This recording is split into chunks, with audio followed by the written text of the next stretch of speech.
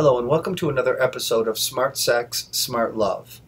This one is titled, Am I a Sex Addict or Am I a Pervert?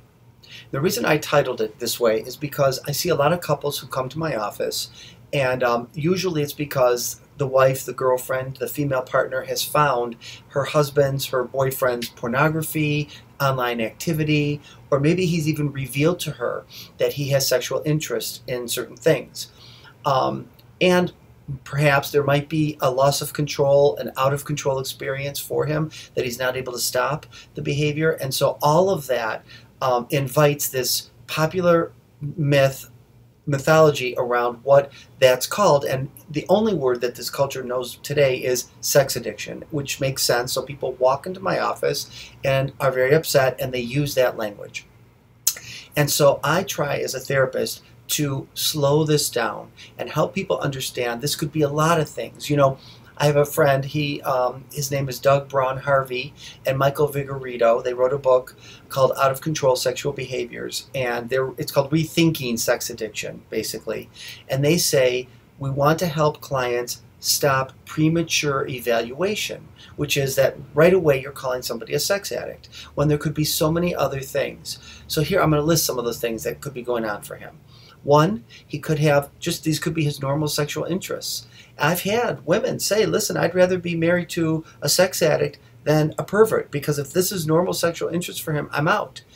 And I try to slow that down too, because often it's because of a misunderstanding of male sexuality and maybe a fear response, a disgust response. You know, the guy himself is having his own shame. He doesn't know why he's into what he's into. We'll get to that in a minute. Perhaps the guy has an intimacy problem. So he has intimacy being sexual. He has problems being intimate and being sexual with his partner.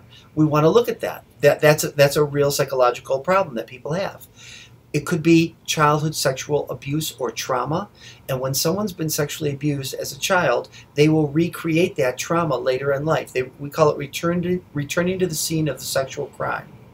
This could be somebody coming out erotically, coming out sexually. Some people don't come out until later in life, not coming out LGBT. You might come out, I'm into a certain sexual act I never was before. I'm into a certain sexual interest that I never had before. And so that can be, someone can end up having hypersexuality around that. Some people have really high sex drives, and they're really drawn to very exciting, sexually driven experiences. Just like there are people that are drawn to exciting experiences around, you know, jumping out of planes and skiing off of tall ski slopes and whatever people like to do that gets their adrenaline going. This can happen through the sexual realm too. People might have something going on with their personality that's causing it. It might be a medication issue. It could be incredible amount of shame somebody is experiencing. And it could be a fetish or a kink that I'll talk about in another video. But even if it's any of these things, we want to slow this down and find out, you know, really what is all this, so that it can calm him down. It can certainly calm her down, because usually the woman is very upset and it takes it very personally, as if whatever he's been interested in, reflects badly on her. She has to be in competition with it, and that's not true. That's often, it's in addition to his interest with her, and often the men would like to engage in a lot of the sexual acts that they're seeing through the internet, and that's another conversation for the couple. But what I have found that works is looking at the non-sexual narrative of why a person gets into what they get into. So I've actually done a workshop called Why Does That Arouse Me? And so we would actually listen in the therapy room. I ask for the details. What turns you on? What is so important and so erotic to you that engaging in certain behaviors does this for you? We could go around a room. You listening to me could be thinking about what your sexual fantasies are. They have non-sexual meanings. Once you can crack the erotic code, we call it, and this I get from a great book called The Erotic Mind, and it's by Jack Morin.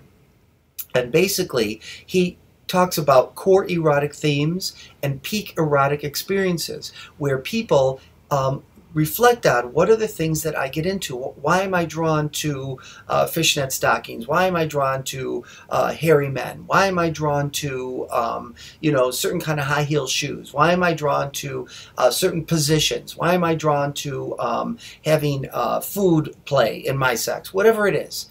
And what you end up realizing is that if you thread it back to childhood, it could be some socialization, it could be through religion, it could be family of origin, there could be lots of reasons about where this comes from, and it's gotten eroticized. And the best line I ever heard that kind of describes this is by Esther Perel, and she's a sex educator and a sex therapist, and she says this: "Tell me how you were loved as a child, and I'll tell you how you make love as an adult." If we slow down and we not pathologize what's going on and rather try to be curious and understanding, you can learn a lot of information about what turns your partner on and what turns you on, and then it's less scary, and then you can have healthy conversations. So that's it for today. I hope to see you next time. Thanks for listening.